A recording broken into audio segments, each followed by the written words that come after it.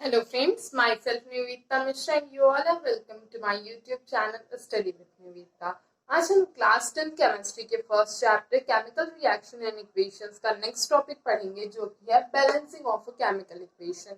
इससे पहले वीडियो में हमने केमिकल रिएक्शन के बारे में पढ़ा, इक्वेशंस के बारे में पढ़ा और उनकी कैरेक्टरिस्टिक्स को देखा। इस वीडियो में हम बैलेंसिंग देखेंगे। बैलेंसिंग आपके क्लास 10 के साथ साथ हर एक क्लास के लिए बहुत ही इंपॉर्टेंट टॉपिक है और केमिस्ट्री की भी बहुत इंपॉर्टेंट चीज है। तो स्टार्ट करते हैं। सबसे पहले बैलेंसिंग होती क्या है? So it means that making the number of atoms of each element equal on both side of the equation। Balancing का मतलब होता है कि जैसा कि हम जानते हैं किसी इक्वेशन में दो पार्ट्स होते हैं, एक पार्ट रिएक्टेंट का होता है और दूसरा पार्ट प्रोडक्ट का होता है। तो बैलेंसिंग क्या कहती है कि किसी दोनों साइड में किसी एक पर्टिकुलर एलिमेंट के एटम्स का नंबर सेम करने के प्रोसेस को, इक्वल करने के प्रोसेस को हम बैलेंसिंग कहते हैं। It means that making number of atoms of each element on both side of the equation equal। दोनों साइड में इक्वेशन में नंबर ऑफ एटम्स को इक्वल करना है। अब देखिए, this is necessary to satisfy the law of conservation of mass. अब कोई भी इक्वेशन है तो उसमें ये क्यों जरूरी है कि हम बैलेंसिंग करें? जरूरी है। देखिए, हम जानते हैं लॉ ऑफ कंजर्वेशन ऑफ मास क्या होता है। हमने पहले क्लास 9 में पढ़ा है कि रिएक्टेंट और प्रोडक्ट का मास किसी भी केमिकल रिएक्शन में हमेशा इक्वल होता है, मास चेंज नहीं होता है, हमेशा वो एक कांस्टेंट बना रहता है। तो वही कह रहा है, this is necessary to satisfy the law of conservation of mass. ये क्यों नेसेसरी है? ताकि law of conservation of mass satisfy हो। फॉर एग्जाम्पल, अब देखिए, अब हम बैलेंसिंग को एग्जैक्टली समझेंगे कि हम बैलेंसिंग करते कैसे हैं। तो उसके लिए मैंने यहाँ एक एग्जाम्पल लिया है। Iron reacts with water steam के फॉर्म में to form second and third oxide and hydrogen. Second third oxide क्या होती है? हमारी Fe3O4। ये सेकेंड थर्ड ऑक्साइड होती है और आयरन हमेशा स्टीम के साथ रिएक्ट करता है। लेकिन स्टीम क्या है? वाटर का ही एक फॉर्म है। तो देखते हैं, देखिए इक्वेशन क्या बनता है इससे हमारा। सबसे पहले आयरन रिएक्ट कर रहा है वाटर के साथ। आयरन का symbol Fe plus water H2O ले लेते हैं, ठीक है। अब दे क्या रहा है? ये टू फॉर्म दे क्या रहा है? Second third oxide. तो Fe3O4 plus and hydrogen plus H2 hydrogen. ये हमने एक एग्जैक्ट इक्वेशन ले लिया जो हमें एग्जाम्पल में दिया हुआ है। अब सबसे बड़ी बात किसी इक्वेशन को बैलेंस करने में क्या होती है? ये जो नीचे आपको नंबर्स दिए हुए हैं, आप इन नंबर्स में कभी भी चेंजिंग नहीं कर सकते हैं। ये एग्जैक्ट नंबर्स होते हैं। आपको अगर नंबर्स में चेंजिंग करनी है तो आप इसके आगे जो मन करे वो नंबर लगाइए, लेकिन यहाँ पे नीचे लगे हुए नंबर्स में कभी भी कोई चेंजिंग नहीं होती है बैलेंसिंग में। तो इसी से प्रिवेंट करने के लिए हम क्या करेंगे? एक एक एलिमेंट्स को हम एक बॉक्स में बना देंगे। इस बॉक्स के बाहर आपको जो नंबर लिखने हैं आप लिखेंगे और फिर अंदर चेक करेंगे, लेकिन अंदर के नंबर्स में कोई भी चेंजिंग नहीं होगी। तो हमने इसे पहले एक बॉक्स से कवर कर दिया। चलिए, अब नेक्स्ट स्टेप हमारा क्या है कि हम दोनों साइड में देखिए किस एलिमेंट का कितना नंबर है LHS में, यानी कि लेफ्ट हैंड साइड में और राइट हैंड साइड में, वो हम लिख के तैयार कर लेते हैं। कौन कौन से एलिमेंट्स दिखाई दे रहे हैं? Fe आयरन, H2O वाटर में कौन कौन से एलिमेंट्स हैं? Hydrogen and oxygen. बस राइट हैंड साइड में भी वही सारे एलिमेंट्स हैं। तो हम क्या करेंगे? एक चार्ट की तरीके से तैयार कर लेते हैं। ये एलिमेंट्स हैं हमारे Fe iron, hydrogen and oxygen. Iron LHS में कितना है और RHS में कितना है? देखिए, आयरन Fe यहाँ एक ही है तो एक यहाँ पे LHS में आ गया। अब RHS में देखते हैं कि Fe कितना है, तो Fe यहाँ पे 3 है। देखिए Fe3, 3 Fe के एटम्स हैं, यानी कि 3 आयरन के एटम्स हैं। तो RHS में हमारा 3 आ गया। अब नेक्स्ट है हमारा हाइड्रोजन। हाइड्रोजन देखते हैं। हाइड्रोजन LHS में कितना है? 2 है। RHS में कितना है? 2 है। चलिए, ये तो इक्वल है। अब ऑक्सीजन देखते हैं। ऑक्सीजन यहाँ पे 1 है सिर्फ, लेकिन RHS में देखें तो यहाँ पे 4 ऑक्सीजन है। तो इसे ही हमें बैलेंस करना है ताकि LHS और RHS में इन एटम्स का नंबर सेम हो जाए। जैसा कि हाइड्रोजन का है वैसे ही Fe और O का भी हो जाए।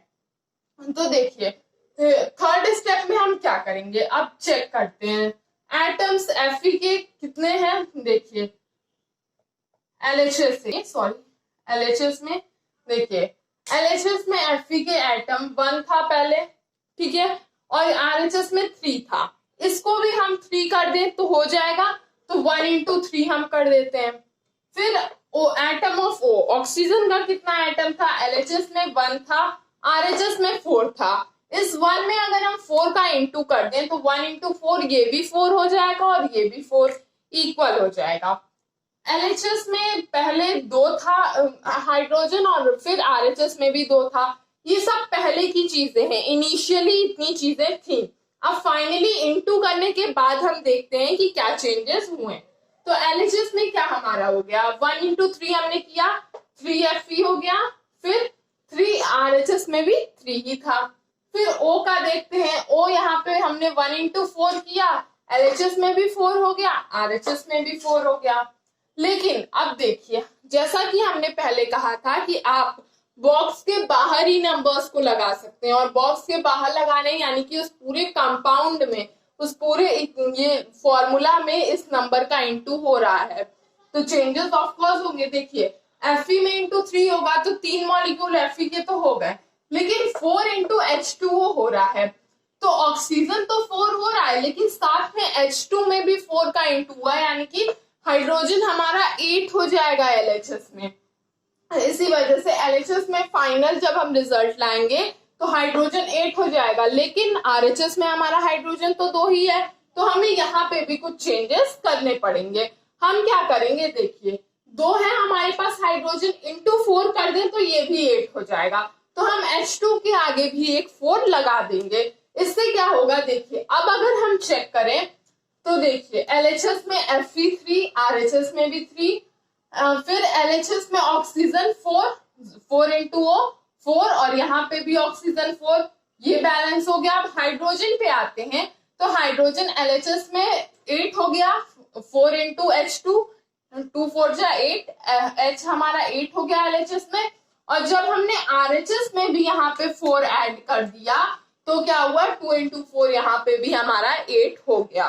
यानी कि अब अगर हम चेक करें तो 3 is equals to 3, 4 is equals to 4 और 8 is equals to 8। ये हमें हमारा इक्वेशन बैलेंस्ड होके मिल गया। अब अगर हम इसे पूरा कंप्लीट फॉर्म में लिखें, ब्रैकेट्स वगैरह बॉक्सेस वगैरह हटा के, तो हमें क्या मिलेगा, 3Fe plus 4H2O gives Fe3O4 plus 4H2। ये हमें हमारा प्रॉपर बैलेंस्ड इक्वेशन मिल जाएगा। तो स्टेप्स क्या क्या है हमारे, सबसे पहले हम प्रॉपर इक्वेशन लिखेंगे, फिर चेक करेंगे कि LHS और RHS में कितने नंबर्स हैं, फिर बिगेस्ट फॉर्मूला चूज करते हैं, हम उससे स्टार्ट करते हैं और एक एक नंबर के एटम्स लिखना स्टार्ट करते हैं इनिशियली और फाइनली मल्टीप्लीकेशन करके जितनी जहां रिक्वायरमेंट है वहां पे एटम्स ऐड करते हैं, और उसके बाद फाइनली एक प्रॉपर इक्वेशन को बैलेंस करके हम लिख देते हैं। यही था हमारा बैलेंसिंग का प्रोसेस। तो चलिए अब तक हमने देख लिया केमिकल इक्वेशन को हम कैसे बैलेंस करते हैं, हमें वो टॉपिक पूरा क्लियर है, लेकिन थोड़ा और क्लियर करने के लिए हम कुछ और एग्जांपल्स देख लेते हैं जिससे कोई भी कंफ्यूजन ना रह जाए। तो यहाँ पहला एग्जांपल मैंने लिया है Mg plus O2 gives MgO। ये एग्जाम्पल मैंने आपको पहले भी बताया, मैग्नीशियम रिबन ऑक्सीजन की प्रेजेंस में जब बर्न किया जाता है तो मैग्नीशियम ऑक्साइड हमारा बनता है। फर्स्ट वीडियो में हमने इस बारे में डिस्कस किया था। तो इस इक्वेशन को हम बैलेंस करते हैं। चलिए फिर से लिस्ट बना लेते हैं एलिमेंट्स की। LHS में कितना है और RHS में कितना है। एलिमेंट कौन कौन सा है हमारा, मैग्नीशियम और ऑक्सीजन यहाँ है, यहाँ पे भी मैग्नीशियम और ऑक्सीजन है। सो Mg और O। Mg कितना है हमारा, LHS में Mg 1 है, ऑक्सीजन यहाँ 2 है। अब RHS में Mg 1 है और O भी 1 है। यहाँ Mg तो बैलेंस है हमारा, मैग्नीशियम बैलेंस्ड है, लेकिन ऑक्सीजन बैलेंस नहीं है। हम क्या करेंगे, देखिए अब अगर हम यहाँ पे MgO में आगे यहाँ पर अगर हम 2 लगा दें तो हमें यहाँ पे ऑक्सीजन 2 मिल जाएगा। तो देखिए एटम्स ऑफ O, ऑक्सीजन का O में देखिए LHS में हमारा था 2, RHS में अगर हम इंटू 1 इंटू 2 कर दें तो यहाँ पे भी 2 हो जाएगा, तो हमने यहाँ 2 लगा दिया। अब हमारा क्या चेंजेस हो रहा है, यहाँ पे मैग्नीशियम भी फिर 2 हो गया, तो हम क्या करेंगे, यहाँ पे मैग्नीशियम के आगे भी हम 2 लगा देंगे, तो प्रॉपरली इक्वेशन हमारा बैलेंस्ड होके हमें मिल जाएगा 2Mg plus O2 gives 2MgO। अब एक बार चेक कर लेते हैं फाइनली हमारा इक्वेशन सही बैलेंस्ड हुआ है या नहीं। तो इस इक्वेशन में देखिए Mg के कितने एटम्स हैं, LHS और RHS में। Mg कितना है हमारे LHS में 2 है, और यहाँ पे भी 2 इंटू Mg 2 है। O ऑक्सीजन कितना है, यहाँ पे O2 था, यहाँ पे 2 है LHS में, और RHS में जब हमने 2 लगा दिया तो Mg के साथ साथ O भी 2 हो गया, यानी कि this equation is balanced. This equation is balanced, हमने इक्वेशन को अपने बैलेंस्ड कर दिया।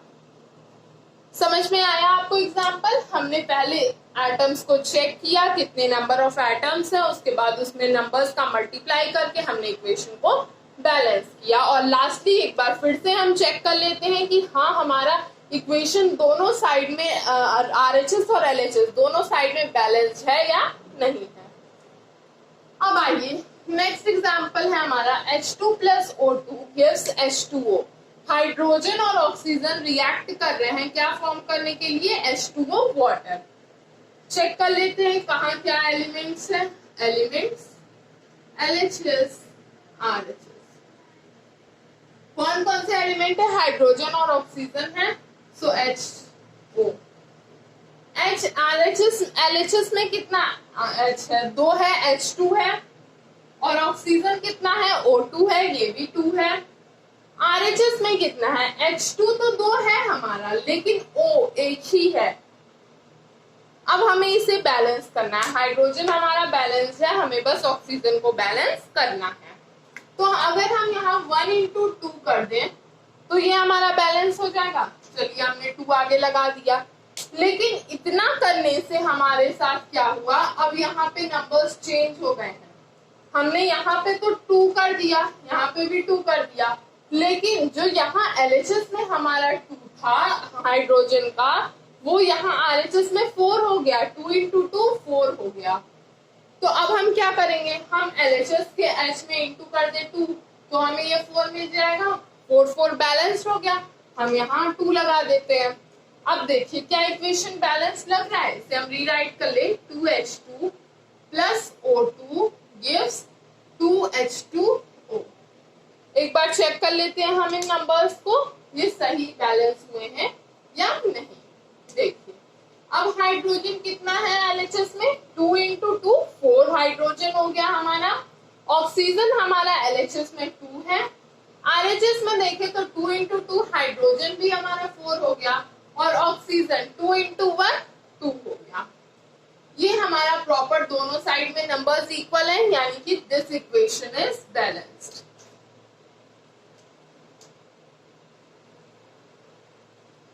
हमारा इक्वेशन बैलेंस हो गया है। हमने क्या किया, सबसे पहले नंबर्स को चेक किया कितना एटम किस साइड में है, उसके बाद नंबर्स का मल्टीप्लिकेशन करके हमने उस इक्वेशन को नंबर्स के साथ रीराइट किया, फिर एक बार रीचेक किया कि LHS और RHS में वो नंबर्स सेम है या नहीं है। यही थी हमारी बैलेंसिंग। आई होप आपको बैलेंसिंग समझ में आई होगी। आप इसके NCERT में बहुत सारे एग्जांपल्स दिए हुए हैं, क्वेश्चंस भी हैं, आप उनको सॉल्व करिए, आपको ये पूरा टॉपिक क्लियर हो जाएगा। आई होप आपको ये वीडियो पसंद आई होगी। अगर आपको वीडियो पसंद आई तो इसे लाइक करिए, शेयर करिए, कमेंट्स करिए, और मेरे चैनल को सब्सक्राइब करना मत भूलिए। Thank you.